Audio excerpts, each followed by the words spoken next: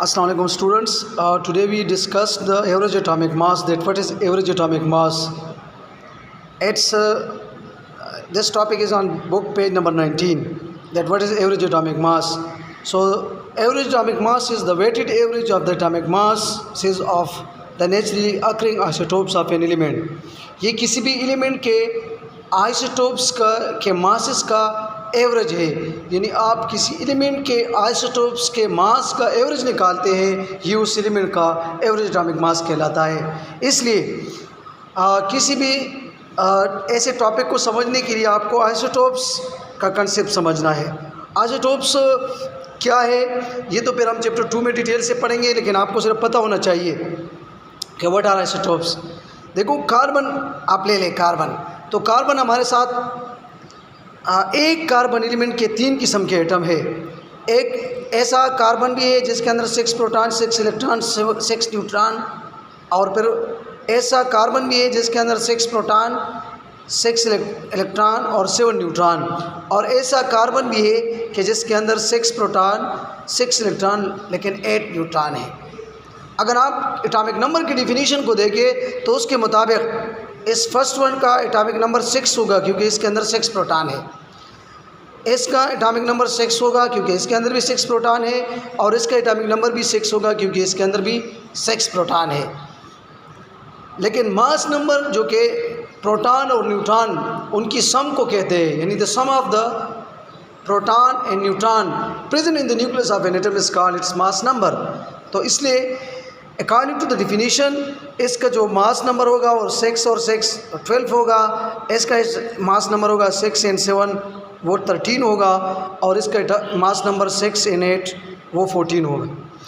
तो अब हम कह सकते हैं कि इनके नंबर ऑफ़ प्रोटॉन और इलेक्ट्रॉन सेम है लेकिन नंबर ऑफ़ न्यूट्रॉन सेम नहीं है।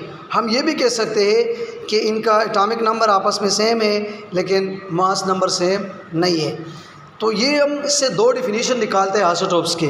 They have the same number of proton and electron but different number of neutron, या हम ये भी कह सकते हैं they have the same atomic number but different mass number. इनका एटॉमिक नंबर सेम है लेकिन मास नंबर डिफरेंट है।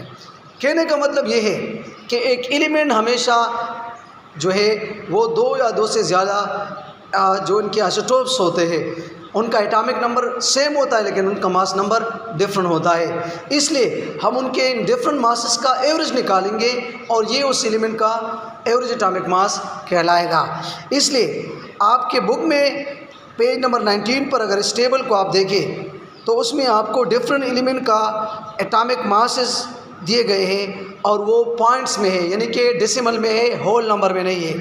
तो होल नंबर में इसलिए नहीं है क्योंकि वो अक्सर हमारे साथ उनके डिफरेंट आइसोटोप्स होते हैं, उनके आइसोटोप्स के मास का हम एवरेज निकालते हैं और फिर उसके इस मास को कहा जाता है, इस average atomic mass is called average atomic mass of that element. So average atomic mass को समझने के लिए आपको ये बात समझना ज़रूरी था कि आप समझें कि एक एलिमेंट के डिफरेंट आइसोटोप्स होते हैं। तो इसका एक फार्मूला होता है जिसके थ्रू हम इसको कैलकुलेट करते हैं। फार्मूला क्या है, हम उनमें कौन से चीज़ें जो है वो लेंगे, तो उसमें 2 इम्पोर्टेंट चीज़ें हैं। Number 1 the mass of the atomic mass of that isotopes and it's percentage abundance in the world, कि उनका परसेंटेज एबंडेंस कितना है। तो जैसे फ़र्ज़ करें अगर आपके साथ एक एलिमेंट के 2 आइसोटोप्स हो तो आप कहेंगे atomic mass of first isotope multiply by percentage abundance divide by 100 plus atomic mass of second isotope multiply by percentage abundance divide by 100, दोनों को ऐड करेंगे। इसके लिए हम एक एग्जांपल को सॉल्व करते हैं और वो है क्लोरीन। क्लोरीन आपके बुक पेज नंबर 19 पर गिवन है। उसमें कहा जाता है कि हमारे साथ 2 किस्म के क्लोरीन है। क्लोरीन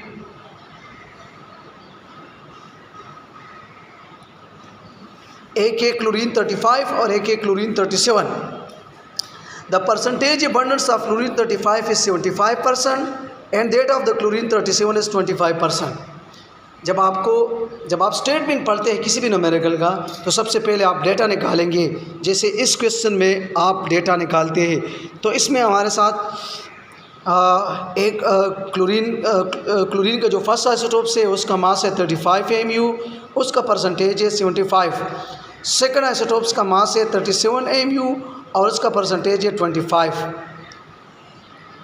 रिक्वायर्ड हमारे साथ है average atomic mass of chlorine. हम फाइंड करना चाहते हैं तो हम सबसे पहले हेडिंग देंगे फार्मूला प्लस सोल्यूशन। हमारे साथ फार्मूला प्लस सोल्यूशन में सबसे पहले हम अपने लिए जनरल फार्मूला लिखेंगे। फार्मूला क्या है?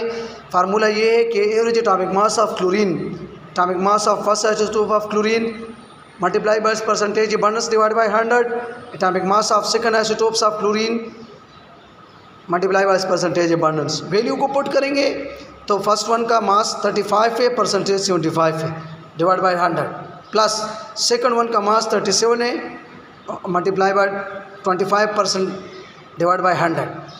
तो परसेंटेज ख़त्म करेंगे तो 100 पे डिवाइड करके ये 0.75 बन जाएगा, 0.25 बन जाएगा। दोनों को ऐड करेंगे तो ये आ जाएगा 26.25, ये 9.25।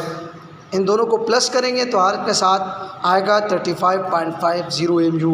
This is the average atomic mass of chlorine.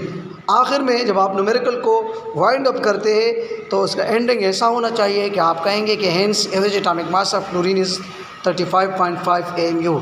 इसमें आंसर को इनबॉक्स करना ज़रूरी है और उसके साथ करेक्ट यूनिट लिखना ज़रूरी है, क्योंकि जो भी एग्जामिनर इसको चेक करता है सबसे पहले वो आंसर के साथ यूनिट को देखते हैं, क्योंकि ये बहुत मैटर करता है। So that's all for today. Stay blessed, stay safe.